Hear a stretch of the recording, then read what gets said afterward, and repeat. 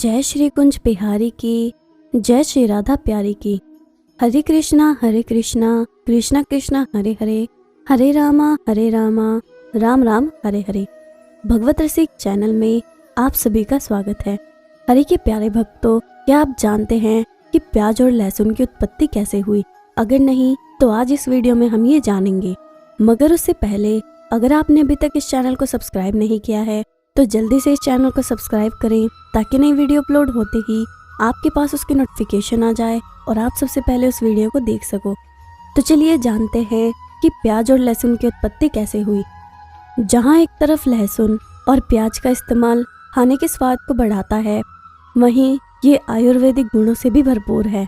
लेकिन वहीं कई लोग के मन में ज़्यादातर ये सवाल आता है कि आखिर क्यों इसका इस्तेमाल पूजा पाठ के दौरान नहीं किया जाता। शास्त्रों के अनुसार प्याज और लहसुन भगवान को चढ़ाने से मना किया गया है। इन दोनों को धार्मिक कार्यों में प्रयोग नहीं किया जाता। इस सवाल का जवाब समुद्र मंथन की पौराणिक घटना में छिपा हुआ है। तो चलिए जानते हैं कि आखिर प्याज और लहसुन का प्रयोग पूजा तथा व्रत में वर्जित क्यों है। भगवान को लहसुन और प्याज का भोग ना लगाने के पीछे एक पौराणिक कथा भी जुड़ी है। उस कथा के मुताबिक श्रीहीन हो चुके स्वर्ग को खोई हुई वैभव संपदा दिलाने के लिए देव और असुरों ने मिलकर समुद्र मंथन किया था। समुद्र मंथन करने के दौरान माता लक्ष्मी के साथ कई रत्नों समेत अमृत कलश भी निकला था। अमृतपान के लिए देवताओं और असुरों में विवाद हुआ। तब श्री विष्णु जी मोहिनी रूप धारण करके अमृत बांटने लगे। सबसे पहले अमृतपान की बारी देवताओं की थी, तो भगवान विष्णु देवताओं को अमृतपान कराने लगे।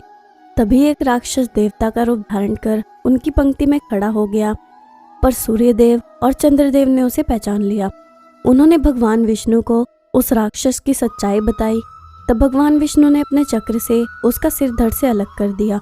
उसने थोड़ा अमृतपान किया था जो अभी उसके मुख में ही था। सिर कटने से खून और अमृत की कुछ बूंदें जमीन पर गिर गई। उससे ही लहसुन और प्याज की उत्पत्ति हुई। जिस राक्षस का सिर और धड़ भगवान विष्णु ने काटा था, उसका सिर राहु और धड़ केतु के रूप में जाना जाने लगा। राक्षस के अंश से लहसुन और प्याज की उत्पत्ति हुई थी। इस कारण से उसे व्रत या पूजा में शामिल नहीं किया जाता है। राक्षस के अंश से उनकी जहाँ उत्पत्ति हुई थी वहाँ अमृत की बूंदें भी गिरी थी। इसी वजह से लहसुन और प्याज में अमृत स्वरूप औषधीय गुण विद्यमान होते हैं। लहसुन और प्याज कई तरह की बीमारियों में लाभदायक होता है।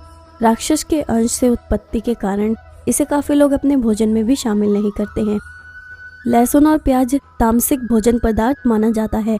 इस वजह से भी इसे पूजा आदि में वर्जित किया जाता है। तो चलिए अब जानते हैं कि लहसुन और प्याज को क्यों नहीं खाना चाहिए। प्राचीन काल से ही प्याज और लहसुन को खाने की मनाही की गई है, परंतु ऐसा क्यों है और किसे प्याज और लहसुन खाना चाहिए और किसे नहीं, ये जानना भी ज़रूरी है। इतनी महत्वपूर्ण चीज़ को आखिर क्यों खाने के लिए मना किया गया है, तो चलिए जानते हैं। हिंदू धर्म के अनुसार 3 प्रकार के भोजन होते हैं। पहला सात्विक, दूसरा रासिक और तीसरा तामसिक। दूध, घी, चावल, आटा, मूंग, सब्जियां जैसे सात्विक पदार्थ हैं। तीखे, खट्टे, चटपटे, अधिक नमकीन आदि पदार्थों से निर्मित भोजन रजोगुण में बढ़ोतरी करता है। लहसुन, प्याज, मशरूम, मांस, मछली, अंडे ये सब तमोगुण में बढ़ोतरी करते हैं। श्रीमद् भगवद गीता में 17वें अध्याय में भी कहा गया है, व्यक्ति जैसा भोजन खाता है वैसे अपने शरीर का निर्माण करता है। जिस भोजन को करने से मुंह से दुर्गंध आती हो वह भोजन तामसिक ही माना जाता है। सात्विक भोजन सकारात्मकता, शांति, संयम, पवित्रता, ज्ञान जैसे भावगुण पैदा करता है। रासिक भोजन साहस, शौर्य, प्रसन्नता, उत्साह, बुद्धि और जुनून जैसे भावगुण पैदा करता है। तामसिक भोजन उत्तेजना, अहंकार, क्रोध, आलस्य, अज्ञानता, अतिभोग, विलासता जैसे भावगुण पैदा करता है। लहसुन और प्याज को रासिक और तामसिक भोजन में शामिल किया जाता है, जो आपके भीतर रक्त के प्रभाव को बढ़ाने या घटाने की क्षमता रखते हैं। यदि कोई व्यक्ति व्रत कर रहा है तो उसे प्याज और लहसुन नहीं खाना चाहिए, ऐसा शास्त्रों में उल्लेख मिलता है। पृथ्वी के नीचे पाए जाने वाले भोज्य पदार्थ को कंद कहा जाता है। प्याज, लहसुन, शकरकंद, सीताकंद, मूली, गाजर इनमें शामिल हैं। जिन कंदों में तीव्र गंध जैसे लहसुन, प्याज अथवा स्वाद में चरपराहट, तीक्ष्णता जैसे मूली होती है, उन्हें व्रत आदि में नहीं खाना चाहिए। यदि आप प्रतिदिन योगासन करके योग के मार्ग पर चल रहे हैं तो आपको प्याज लहसुन का सेवन औषधि के रूप में ही करना चाहिए, क्योंकि प्याज या लहसुन को उचित मात्रा में खाने से ये सेहत का ध्यान रखता है। सनातन धर्म के अनुसार उत्तेजना और अज्ञानता को बढ़ावा देने वाले खाद्य पदार्थों को साधु संत को उपयोग नहीं करना चाहिए। इससे अध्यात्म के मार्ग पर चलने में बाधा उत्पन्न होती है और व्यक्ति की चेतना प्रभावित होती है। वैष्णव जन और जैन समाज के लोग प्याज लहसुन का उपयोग नहीं करते, क्योंकि इस समाज के अधिकतर लोग व्रत में रहते हैं और धर्म के नियमों का पालन करते हैं। प्याज शरीर के लिए कितना ही लाभदायक हो, परंतु ये धर्म और अध्यात्म के मार्ग पर चलने वाले लोगों के लिए नहीं है। इनकी तासीर या अवगुणों के कारण ही इनका त्याग किया गया है। भगवान का भोग भी बिना लहसुन प्याज के बनता है। उन्हें राजसिक या तामसिक भोज अर्पण नहीं किया जाता। तो चलिए जानते हैं कि प्याज खाने के क्या फायदे होते हैं। भगवान विष्णु द्वारा राहु और केतु के सिर कट जाने पर उनके कटे सिरों से अमृत की कुछ बूंदें जमीन पर गिर गई, जिनसे प्याज और लहसुन उपजे। क्योंकि ये दोनों खाद्य पदार्थ अमृत की बूंदों से जन्मे हैं, इसलिए रोगों और रोगाणुओं को नष्ट करने में अमृत समान है। और क्योंकि ये राक्षसों के मुख से होकर गिरी हैं, इसलिए इनमें तेज गंध है और ये अपवित्र भी हैं। इसका औषधिक और मसालों के रूप में सेवन अमृत के समान है, परंतु इसका अति सेवन करना तामसिक गुणों को विकसित करता है। कहा जाता है कि जो भी प्याज और लहसुन खाता है उनका शरीर राक्षसों के शरीर की भांति मजबूत तो हो जाता है, लेकिन साथ ही उनकी बुद्धि और सोच विचार राक्षसों की तरह दूषित भी हो जाते हैं। तो चलिए अब जानते हैं कि प्याज खाने से क्या नुकसान होते हैं। ज़्यादा प्याज खाने से गैस, डकार और अपच की समस्या हो जाती है। ज़्यादा प्याज खाने से मुंह से तेज दुर्गंध आती है और कफ भी बनता है। लहसुन और प्याज को साथ साथ नहीं खाते हैं। इसको खाने से सिर में दर्द भी पैदा होता है और मस्तिष्क में कमजोरी आ जाती है। इसको खाने से मन में बेचैनी बढ़ जाती है और आलस्य भी बढ़ जाता है। ये कामेच्छा बढ़ाने वाले खाद्य पदार्थ होते हैं। ये रक्त की चाल और हार्मोन्स को प्रभावित करते हैं। प्याज को काटने भर से आंसू आते हैं और इसे कच्चा खाने से जीवा में जलन होती है। तो सोचिए कि शरीर में ये क्या करता होगा। तो आज हमने जाना कि प्याज और लहसुन की उत्पत्ति कैसे हुई और इन्हें क्यों नहीं खाना चाहिए। अब मैं आपको भीम कुमार के पिछले जन्म के वरदान की और भगवान के दर्शन की कथा सुनाती हूँ। भगवान के सामने सभी भक्त एक ही समान होते हैं। वो सभी को एक समान प्रेम करते हैं।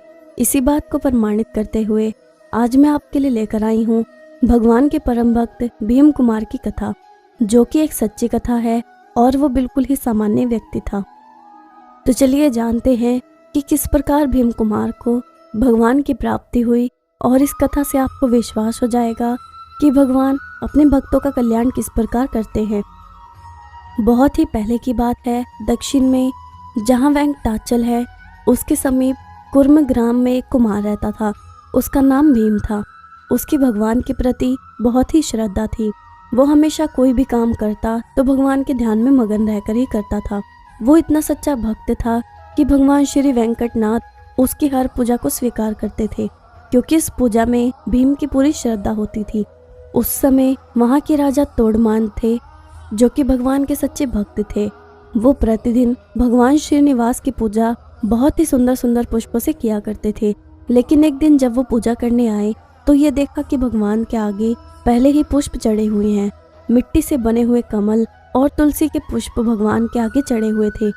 इस बात से हैरान होकर राजा तोड़मान से रहा नहीं गया।